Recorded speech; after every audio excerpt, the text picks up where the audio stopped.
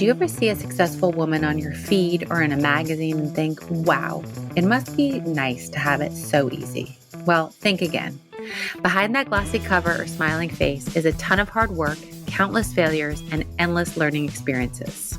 I'm Rebecca Minkoff, and I'm here to tell you that success isn't a walk in the park. It takes grit, resilience, and a willingness to take risks. That's why I created Superwomen, a podcast that peels back the varnish and gets into the nitty-gritty of what it takes to make it as a woman in today's world. From luminaries and game changers to women you've never heard of but should, this podcast is here to inspire you to take your next leap, no matter how daunting it may seem. We'll explore the sacrifices these women have made, the highs and lows they've experienced, and the lessons they've learned along the way. So if you're ready to be inspired and learn from some of the most successful women out there, join me on Superwomen. Together, we'll uncover the stories behind the successes and prove that with hard work, determination, and a little bit of luck, anything is possible. Hey everyone, you're listening to Superwomen. Today's guest is Erin Lichy. Most of you know her from the Real Housewives of New York, but Erin's actually been working since she was 19. She earned her master's degree in sustainable development from New York University, and in 2023 was named one of New York's top real estate agent. In addition to everything she does on season 14 of The Real Housewives of New York, she also has many businesses, including one called Mezcalum, which, you guessed it, is an incredibly delicious, sustainably minded and sourced mezcal. We go deep on this episode about some of the accusations, i.e. her type A personality and why she is that way, but also what she loves to do and little unknown facts like she used to be a handbag designer. What? Anyways, it was really fun episode to shoot this and get to know Erin. Take a listen. Welcome to the podcast. Thank you. I'm excited. I know I am too. I feel like we had that moment where I think you thought I was Tolly at the Glamour Awards. And I was like, I'm not Tolly, but I know she knows you. She's so cute. Yeah. That was a nice breakfast we had. I know. That was good. It was fun. Yeah. So it's Valentine's Day. Yay. It's Galentine's Day. Galentine's. Yeah. I feel like who celebrates Valentine's Day anyway? I mean, I'm not celebrating it. I know. Why same. bother? My kids get whatever. Well, so we're going to cheers to this. This is a good celebration. Right? Eating ice cream. I mean, for breakfast, right? Uh-huh. Except I hate how I look when I take a bite on video. Delish. It's good. Like a mom. I have napkins for us. I'm bad. I don't have any. And I need it because it just fell into my shoe. Oh, shit. It fell into your shoe? I think so. Oh, no. That's okay. Chocolate in your shoe? Worse things have happened. Thank you. So as we sit here eating our delicious Magnum ice cream, I would like to talk about things that people haven't read about you, haven't watched about you, because I feel like the internet can answer all those questions. And I would love to start with, pre-RHONY. Mm-hmm.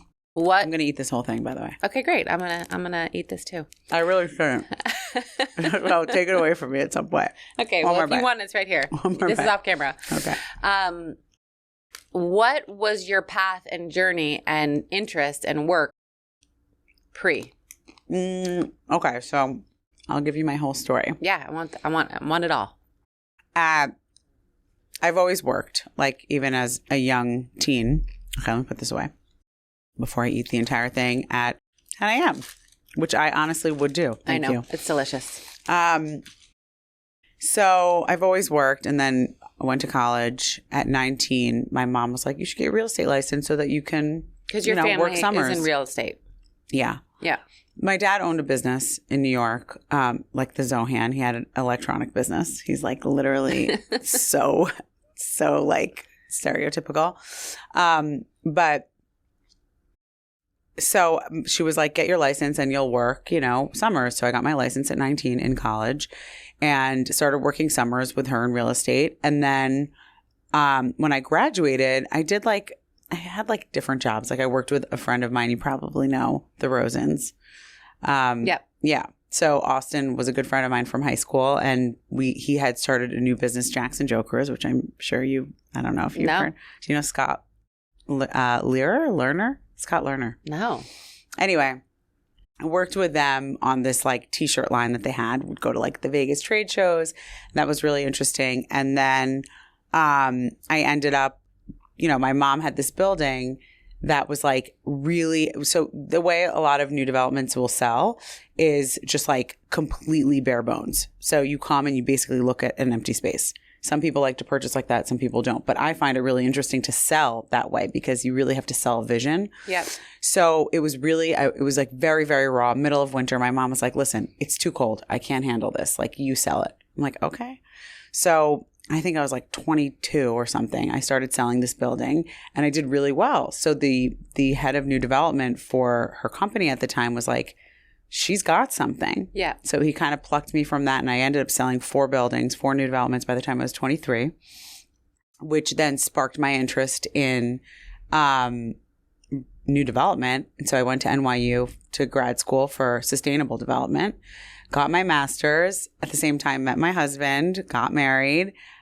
We started a fashion business, actually. You did? Yep. We had a handbag line. Oh, hold on. I know. What was it called?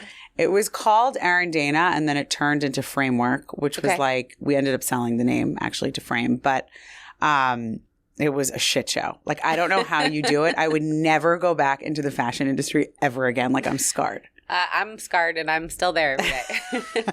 Like, it's not for me. What was the worst part about it for you? I think, so we started making everything in New York with, Bical? I need to see if Joe? No, he was in Dumbo at the time on J Street. Oh, yeah, I know that guy. Do you know him? Yeah. What's his name? I tried to help him sell his building after a while. He moved to the Navy Yard. Yeah, he did. Yeah, I'm blanking on his name. I got really close with him. Yeah. Like, we still keep in touch. He's so sweet. It's not like Angelo, but it's something like that. Oh, I know. It's going to come to us I'll remember. Later. Anyway, he and I got like very close. We were making all these samples, but it was such like a money suck. I know. Every sample, every mold. Anyway, I kept doing it. And then that sparked into making them in Colombia, which was really interesting because we worked with this like women-owned factory that it was just a beautiful thing to do, but the quality wasn't great. Yep. The leather wasn't great. So then we end up meeting through, I don't even know who it was through anymore, but through a friend, we ended up meeting a head of Li & Fung. Okay. So we started making them at Li & Fung. We got very close with the president, like went to his 50th birthday. It was great, but their minimums were crazy. I know. Then we had a PR team, and I will not name, but they were very expensive and like kind of sucked us dry. It was just like the ketchup, I do. Yeah, So And what year was this? We started it in like 2012 or 2013. Okay. It lasted a few years. We then shifted. We came back to New York. Actually, my dad and his partners own a building a block away. Okay. So we were working on 38th Street. We had someone in-house making these like custom beach bags with, like bachelorette type things with their names on them. I mean, it was fine. We made money, but like it wasn't sustainable. Right. Was that hard to stop, or you were just like, let me get the fuck out? Well, my husband ended up like, we got into it, like really into it together, and we saw a lot of like light at the end of the tunnel. So he ended up leaving his law career. And we were doing it together. And then it got really bad. People actually don't know this. So this is a good story to tell. But we got to a point where we were like, we had no money. Right. Like actually. Yeah. Like I saw my car get repossessed. We were always like smart and we always bought real estate. We bought property. We flipped it in Hell's Kitchen. We did really, really well. And then we bought something in Bushwick, built that, and ended up doing really well with that. But we had to move out of it because it was like we couldn't afford it. Wow. Yeah. So best thing though that ever happened to me. I mean, I think that sometimes those things teach you so many lessons. Yeah. And to come back from that, you have a strength of like, well, I've almost lost it all. If I can survive that, I can survive anything. Mm-hmm. I mean, we've almost lost it all way too many times to stomach. So when you decided, okay, I'm done, were you? I had just had my second baby, okay. So it was like this can't. I mean, I can't be in this stage when I have 2 kids and a small child that I have to like care for, and I can't even. And your car got repossessed. Yeah, like I can't afford my car. Like this isn't working. Right. So we both kind of were just like, we got an offer, which was actually very helpful to sell the name, and we took it. Yeah. And we were just like, all right, what are we gonna do? And so my husband was looking for like law jobs, like going back into big law. I mean, he was a big lawyer for a while at Kasowitz, actually. He was on like one of the biggest cases and bank cases in the world. And then like something sparked with him and something sparked with me. And he was like, at one point he was like, I'm going to start a t-shirt line. I was like, fuck off. No, you're not. Like, you're going back to law. So one day he was like, I remember he was sitting in like the penthouse of our like townhome, and he's like, he woke up the next day. He was like, I have this incredible idea. I'm going to start my own thing in entertainment and startup law because I know how to do it now. Because he was our attorney. Yeah. And he really crushed it. Like, he's one of the biggest, you know, whatever it's called, IPO, trademark, and like IP. Thank you. I just said IPO. There's the dits in me. And trademark and entertainment attorneys, you know, in the industry now. And I went back into real estate, started working for Frederick, and You didn't want to go back to work with your parents. I never really like work. Like, I had my license with my mom's firm, and I would help her sell. Yeah. But I never really like worked for her. Okay. You know what I mean? Yeah. But no, the short answer, no, I did not want to work with my mother again. So I went back and worked with Frederick, and a light bulb went off for me when I started selling these like high-end luxury apartments, that there was something missing in the industry in terms of interior design that focused on the market and also the client. So when I built my townhouse in Bushwick, I remember thinking, who's going to move here? Because eventually I'm going to sell this. So who's the buyer? And I knew that they were going to come from the East Village or Williamsburg. And they were probably going to want more outdoor space, which is what they can't get where they are now. And I got a buyer from the East Village and exactly wanted the things that I put into it, which was a lot of outdoor space. Yeah. And I was like, why don't designers and architects think about this? Yeah. So then I started my interior design business, Homegirl, which is great. And it like blends, you know, trend forecasting, which I learned from designing, and real estate. Wow. Yeah. And you had that, and you still have that. Yeah.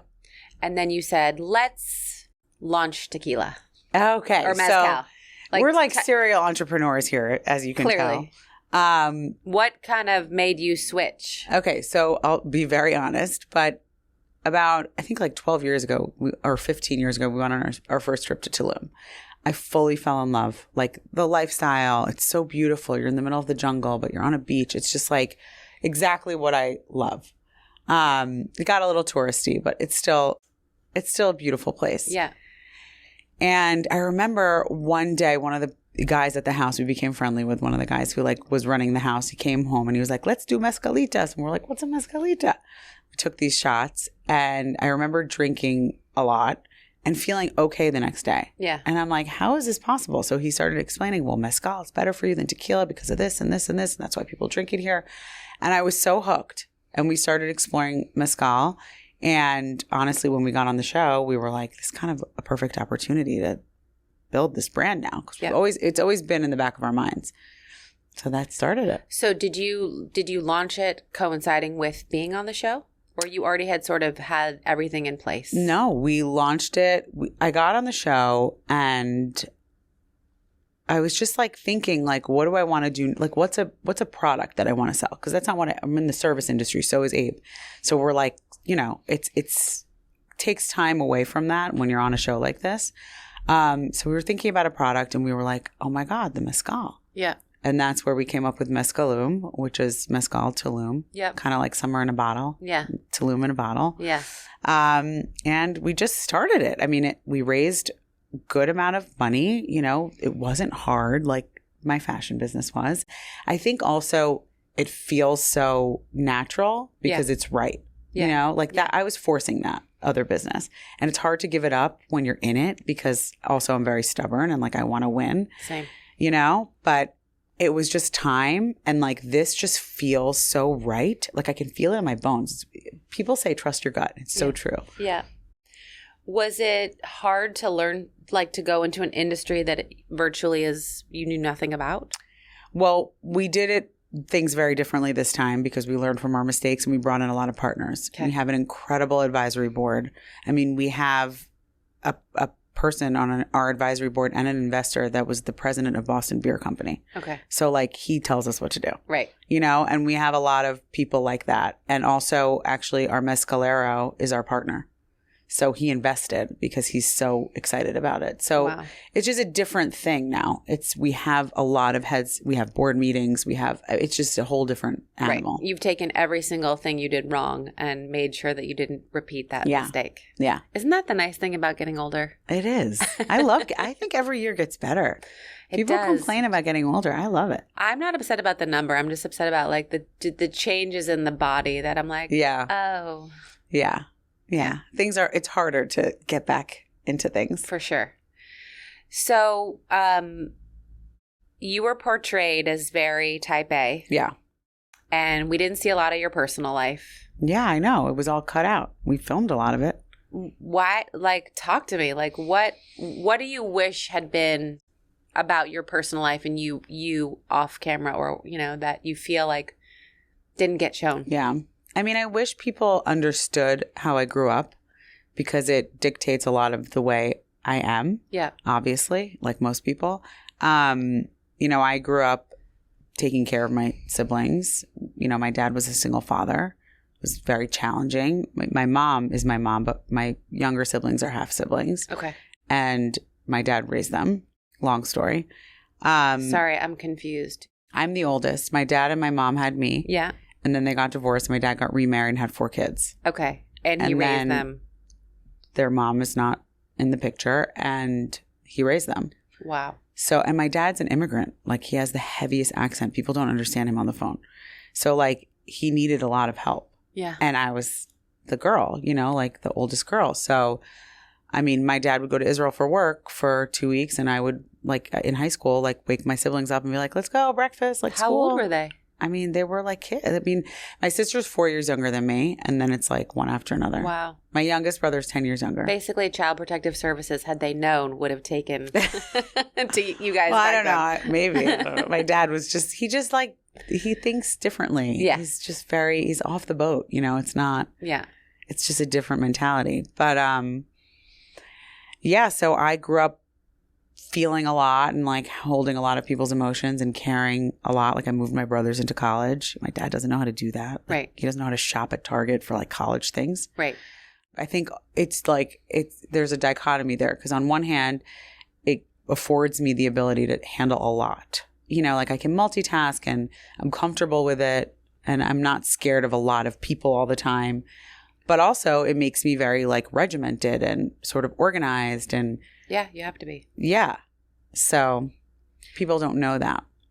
Well, also, I think there's probably a perception of like, oh, real estate, parents, little rich girl, right? Yeah. The girls on the show would say like, oh, like you have a trust fund or things like that. And it's like, I mean, I would never say that I didn't grow up comfortably because I did. Yeah. And I think that takes away from my parents who worked really hard to give me a good life. Right. But it wasn't easy. Right. And I think the thing that sometimes annoys me is people are like, oh, if you grew up comfortably, like that's a bad thing or something. Right. Right? Like you should be penalized for that. Saw that a lot on my show. I think that's a weird thing. Like, it's not like you chose. It's not like you chose that. And what's wrong with that? Right, right. I want my kids to grow up comfortably and to say that. Yeah, what's wrong with it is the people that grow up comfortably and then never know how to work hard and never do anything and don't make anything of themselves but live off of it. That's, right. It's actually sad for them. Right. Right, because they never know the joy of getting your car repossessed or on my side being kicked out of my apartment or Con Ed waiting for me downstairs. Yeah. Oh, my God. Yeah. My roommate was like, you haven't paid me. And I was like, you're right, I haven't. And I'm gonna. Yeah. So you felt like you wish that side of you would have been more showcased. Well, there were like beautiful conversations with, my dad and my siblings. I took my sister to buy her wedding dress because that's on me to do that. Yeah. So there were like these beautiful moments that I think made me like a real person. Yeah. And none of that was shown. And there was also in the Hamptons one point where I broke down. Really, Jenna like said things that got me. Like she understood me. And she was like, you're 35. Like you have a house. Like you have kids. You have 2 businesses. And she like laid it all out. And I started sobbing because I was like, it is a lot. Like sometimes it's a lot. Yeah. It's just a lot. Yeah. All the things that I need to like keep up with. And sometimes like a friend will text me and be like, you haven't checked in on me. And it's like, oh my God, now you are complaining because I have to check in on you too. Like it just doesn't end. Right. So I think sometimes the amount we are giving is so much that you don't even realize it. Yeah. Whether it's work and making sure, because it's your business, that everybody's happy, and then kids, husband, like it's a lot. Yeah. And I think as women too, my husband does a lot, but he's not going to make the doctor's appointments. Right. He doesn't know. Like he just doesn't do those things. Right. Right. So it's on you. It's on mom. So how do you sort of stay calm? Because you're very calm. I mean, I've only hung out with you like this is our third time. No, I'm pretty calm. I don't know, actually. Okay. I don't know. Do you ever freak out? Yeah, of course. Okay. Yeah. But I think when you have a strong base, like I'm super close with my dad and my siblings. And I think like the fact that I can, and my mom, but we have, mother-daughter situation that goes on sometimes. Oof. Yeah. But she's my critical one in my life. Same. Like, I love her to death, but she can rile me up like no other. No other. No one else can get me like that. Yeah.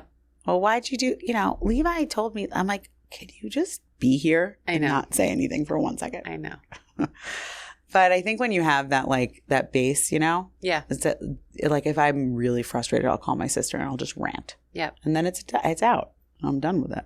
That's good that you had that, like, trusted, confident person. Yeah. Because now, especially with the show, I'd love to get into, like, what's changed for you? What's remained the same? Do you feel like you can no longer have any privacy? I don't notice. I don't know if there's something wrong with me or because truly, I don't know. I feel the same. I mean, I don't think we're like that famous. We're housewives. It's not like, that's just how I see it. But to America, it's a big show. Yeah. Right? I mean, maybe it's like New York City. People respect like your private. I mean, people come up to me on the street. Yeah. This morning I bribed my kids to get up early and get to the bus on time. So I was like, I'll bring you to Dunkin' Donuts, which I never do. Yeah. If you get up early. So we were early and we were walking in and this woman was like, oh my God, is that you? And Levi, my son, was cracking up. He was like, oh, that was cool. So it's like, and I looked like absolute shit, by the way. I just came back from a workout. But I don't know. Like, it's cute. Like, it hasn't gotten to a point. I mean, it's a little weird when I see pictures of me on the train, like on social media. Right. When I didn't know someone, I didn't see a phone out. It's a little weird. Oh, that's a little creepy. Yeah, that stuff. But I don't know. I don't feel it. And do you ever feel like worried for your kids? Like people coming up to them like, oh, your mom. I don't know. They're so young. Like that hasn't happened. They're always like with someone. Right. They're like with me or my nanny or my husband. So it's not like that hasn't really happened. Yeah.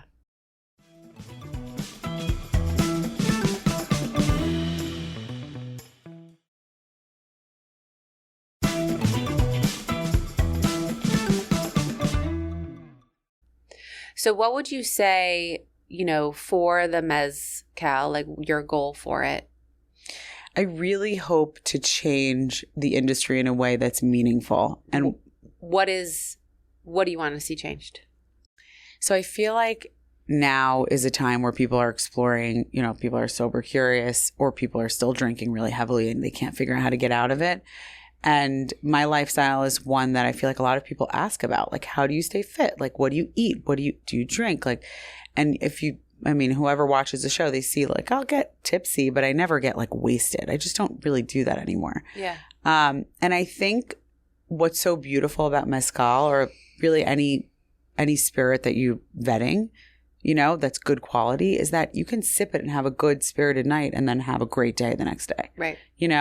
The problem is heavily drinking, and I would never promote that, but also like the mixers and the sugar and like crappy wine, that stuff gets you more hungover than just a good proper spirit. Right. You know what I mean? With like nothing in it. I drank wine from a restaurant on this trip that I was on recently. And I think I had like 3 glasses, which is, one too many probably. But I was hungover the next day. Yeah. Spins. Like I felt nauseous, and I had been drinking like on the trip, but I didn't get that feeling, not once. Right. So I think it's like paying attention to what you're putting in your body, the same way we pay attention to the food that we eat. Like I'm very conscious about what I'm eating and where I'm getting it from and, you know, what the ingredients are. But people don't think about that when they think about their spirit, and they should. Yeah. So what's different about yours? Is it organic? Is it harvested differently? Like, so a lot of things. First of all, it is made with espadín and quiche, which is a wild agave, and it's hard to come by, and it's actually has health benefits, believe it or not. First of all, people don't realize that tequila and mezcal are very different. Yeah. So tequila is a type of mezcal, but mezcal is not tequila in the sense that tequila is only made from Blue Weber agave, which is heavily industrialized. The way you make tequila is like super industrialized as well. It's not like the organic process. Mezcal has to be, by Mexican law, also 100% pure agave, while tequila does not. It only has to be 51%. Okay. So that's where you're getting like hidden additives and sugars, vanilla extract. Like that's why sometimes it tastes creamy. Mezcal literally is just pure agave. Wow. So doctors will say, if you're going to drink anything, you should drink mezcal. I'm going to switch on the rare times that I drink. I'll send you some. Oh, exciting. Yeah, it has like, I mean, it promotes gut health. Like it's got a lot of these things. You should never drink in excess, but in moderation, it's not bad. And ours is 0 carb, 0 sugar. Also, first of all, we're sustainable. So any agave plant that we cut down, we plant 7 more. Everyone in the factory has a piece of equity. There's half are female, half or more that work in the factory are female. Wow. Yeah, so we're approaching this differently. Yeah. This is meant to be in collaboration with the people of Oaxaca, not to like take anything away from it. Yeah. And we're also have a charitable aspect, which is, and I'm a sustainability person, which is working with this man who created a charity in Tulum. You've been? I've been, but okay. 11 years ago. Okay. Did you notice the seaweed in the ocean? So we spent New Year's Day just cleaning up the beach because it had all washed ashore along with all the trash. And my 2-year-old was like, trash, really? Oh, the trash in the seaweed. It was terrible. Oh. We like cleaned the beach. There's a seaweed problem. Oh, it's awful. Yeah. And they were burying it, trying to bury it. And we were, Okay, so there's this guy in Tulum that we found that actually takes the seaweed and creates bricks out of them and builds buildings and homes. Wow. So we are contributing to his charity as well. Oh, that's actually awesome. Abe is helping him get it to be an official charity. Oh my gosh. Yeah. That's incredible. Yeah, it's fun. Makes it worth it. Yeah. You know? Well, I love that you're using this opportunity and doing it right. Yeah. Because some people would just slap their name on something and who cares where we get it from. But it seems like you've really thoughtfully looked at every aspect of this. Yeah. So now that you're managing, kids, mezcal, your interior design, the show, like how does that work in your life? So I actually called my therapist who I hadn't spoken to in a while, and I was like, help me. I was like, help. And she's so amazing. She was like, okay, this is what you're going to do. And we sat down and we categorized each portion of my life and put bullet points under each one. And it was like, she's like, look at this every day and achieve what you want to achieve from that list every day. You don't have to do each one every day, but you have it. And every month you rewrite it. And it's like, these are the action steps to take for each one. That's what I do. And it's really helpful. Yep. Yeah. I have a quadrant. You do? Yeah. That's great. Yeah. And it's a separate list for everything.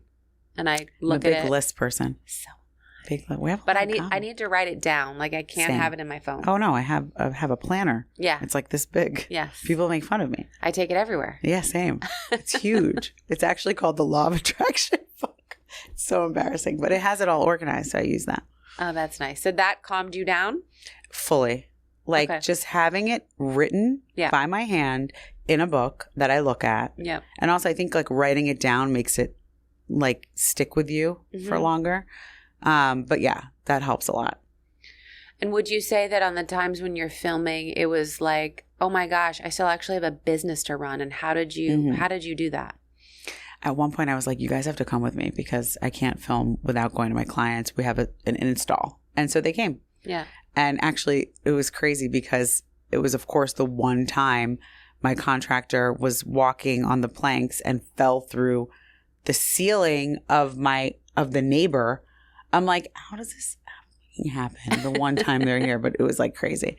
But yeah, like I don't know. I think also going into it another season, you know what it's like and how chaotic it is. So it's easier to plan. Yeah. But it was hard for me to like schedule things.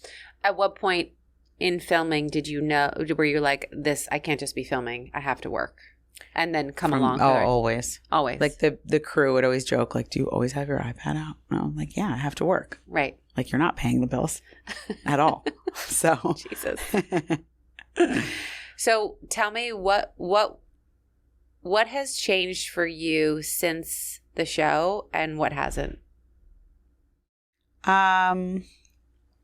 Good or bad? I'm trying to think. For me, it's tricky to have this like social presence now, which I never had. I was not a big Instagram person. Okay. Like I was private and I had like 3,000 followers. It's tricky because the commentary can really bait you. And the commentary within social, like fans. Just random people. Right. And you read like it? The trolls. Well, I made the mistake of doing it, which is literally the one piece of advice everyone gave me. Do not read the comments. No, I think I would die. Do not read the comments. Yeah, but it's so hard not to the first season. Right. And I think everyone does. Right. But like they learn second season not to. Yeah. Oof. So I did it and I made that mistake. And I remember one of the producers who I absolutely love, I love them all, said to me, how often did you watch a reality TV show and then take to your laptop or your phone and say, you stupid bitch, like, I don't like you. She's like, did you ever do that in your life? Do you even follow the fan accounts? Like, right. I'm like, no, actually. She's like, well, most people are like you. Right. And I think that like has stuck with me and it makes you kind of feel better in the moments where like the crazy fans get on you for something. Yep. You know, so. And you haven't met one of these crazy fans in person, have you? Me, no. Okay. Honestly, people are so nice. Yeah. Like overwhelmingly nice. Yeah. And excited. Yeah. And it makes it worth it. BravoCon really puts things into perspective and makes it exciting. That's nice. Yeah, we had an incident where we had made an agreement with PETA that we would do no fur. This was years ago. That's great.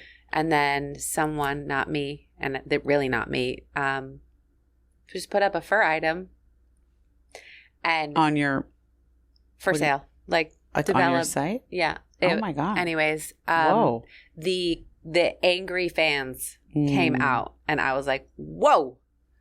Like my favorite quote was, "You'll forever be remembered as a baby rabbit killer," and I screenshotted it because I had to laugh. I was like, "This is ridiculous. I kill cows for a living. Like, it's not that far off, but right."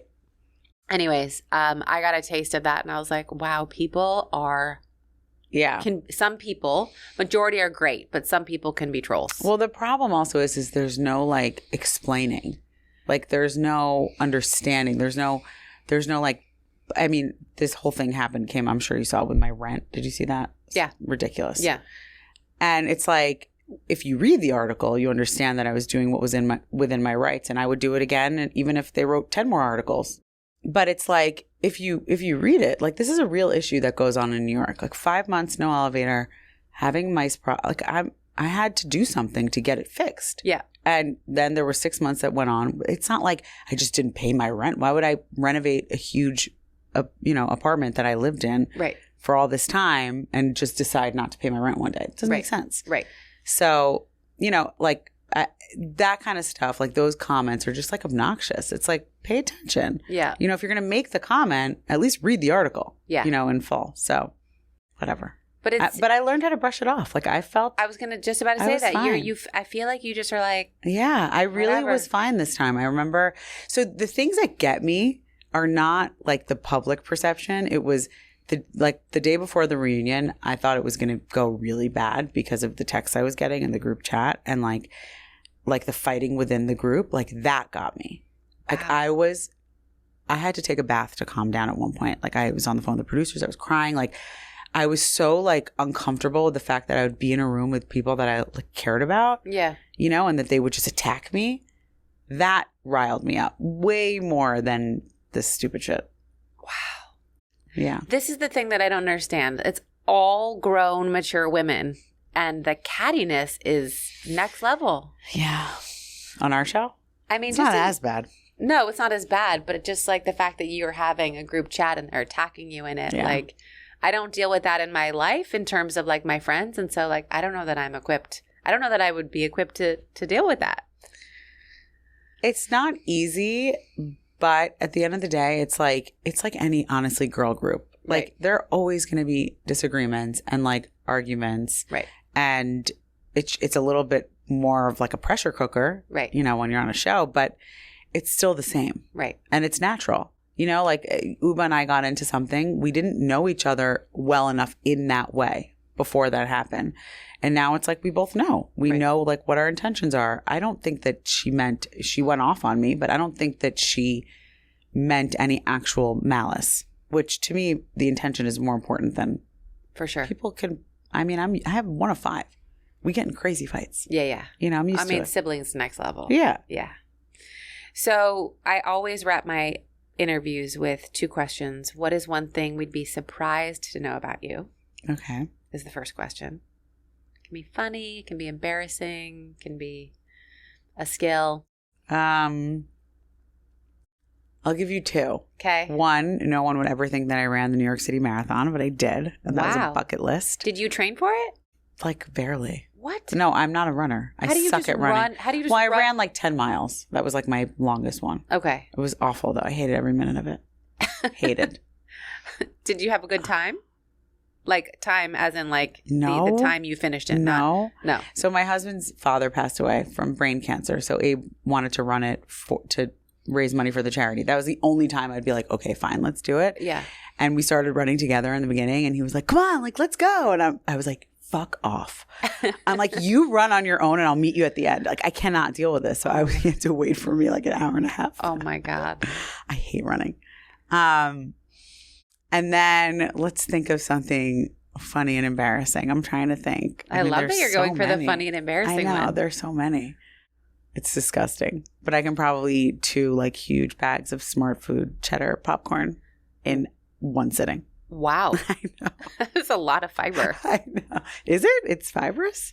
Popcorn? Yeah. Oh, good. Yeah.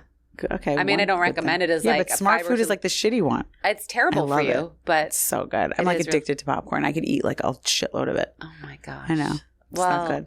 and you remain your lithe self. No. This is like workout. That's why. What is this routine that you do that you can be this way after 3 kids? I mix it up. I did Barry's this morning at 6 a.m. Oh, wow. Yeah. And you get up early all the time like that? Not all the time, but I like to wake up at like 5:30.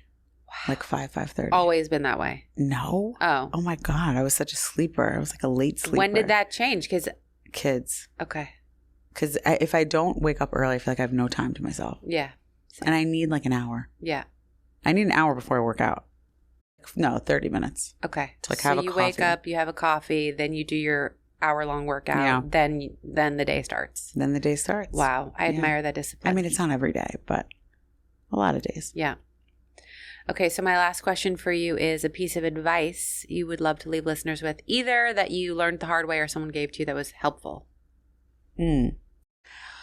I think this goes for every aspect of life, but I'm going to give this to your single listeners because I feel like a lot of people have been asking me questions about like how I met my husband and what advice do you have for like your single self. Don't put pressure on yourself. I say this all the time also to like moms that have just had a kid and want to lose weight. Like there's too much pressure in society to like meet someone right away or, you know, to like lose the baby weight. You know, the pressure, I think sometimes it's like, and I believe in this so much in terms of like the law of attraction and how you think brings things to you. And I think sometimes people think like, well, if I think about losing weight or if I think about meeting someone, then I'm going to do it. But sometimes you're met with like this resistance Right. that stops it because you want it so bad. So you're subconsciously worried about it happening. But it's like if everyone just calmed down, I think it would come easier, Yeah. you know? I do. I think it's hard to get out of that mindset if Totally. you're trying to get pregnant. You're like, okay, I just got to relax. And when I relax, I'll get pregnant. And then it's like, 100%. doesn't happen. You're like, but I relax. It's just like a total mind fuck. It's a total mindfuck. And I struggle with it fully. But I think sometimes the best way to mitigate that is distraction. Right. You know, just do something else. Yeah. Just, you know, totally find a new hobby. Yeah. You know? Yeah. I also think you didn't meet your husband on a dating app. No. At a bar. Right. Classy. Those are the old-fashioned days, though. I mean, So I'm not for some women who are like, my expiration date, the eggs, it's tough. Like, totally. I would not survive right now if I had to go find a man. I know.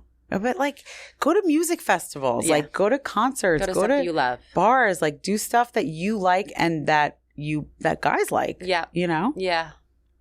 No, it's a good point. I love that. Did you think of anything embarrassing in this interim? I wasn't thinking about it. There's so many embarrassing things, like so many embarrassing. Oh, I have a really good embarrassing story. Really good. I was sitting with my ex-boyfriend. Oh my God, I get like hot thinking about it. And it was me, and I think I was in the driver's seat and he was in the passenger seat. My sister was in the back, and I had just picked up bagels and I brought them all the bagels. And for some reason I forgot he was there because it was like my sister was there and I'm so comfortable being in the car with her and I was talking to her. And I just like let one rip. Oh my God. Like a loud fart, like loud. And he goes, and I was like, and my sister starts cracking up. She was like, what did you just do? Are you crazy? I was like, oh my God, I forgot you were here. I love that. I love that so much. That's a really good one. I mean, I do it all the time at this point in front of my husband, but I know a lot of people that keep it discreet. And I like cough when I do it sometimes. And that's what my mother-in-law does. And he was like, I know what you're doing. Just do it. Right. Oh my God. Well, thank you for coming on today. It was nice to spend time with you. Yeah, you too. Thanks for having me. Where can everyone buy your gorgeous mezcal? Oh, well, we just launched this month in New York, Connecticut, New Jersey, Rhode Island, Hamptons. But you can get us online if you're not in the tri-state area. Okay. And you should ask for it at your local bar. Yes. Or restaurant. Well, we're at the Chelsea Hotel. We're at Zero Bond. We're in a bunch of restaurants soon, very soon. Awesome. Thanks for being so real. Yeah. Thanks for having me. It was so fun. Good. I just wanted to thank you guys for listening to today's episode. I also want to ask you to rate and review the show wherever you listen to podcasts. I know it's a pain in the butt, but it actually helps with search and algorithms. So if you love this podcast, it is an easy way to get it more visible and out there. I also want you to follow me on Instagram at Rebecca Minkoff, at RM Superwomen, and be sure to check out my book, Fearless, The New Rules for Unlocking Creativity, Courage, and Success. Thank you again, and you will hear from me next week.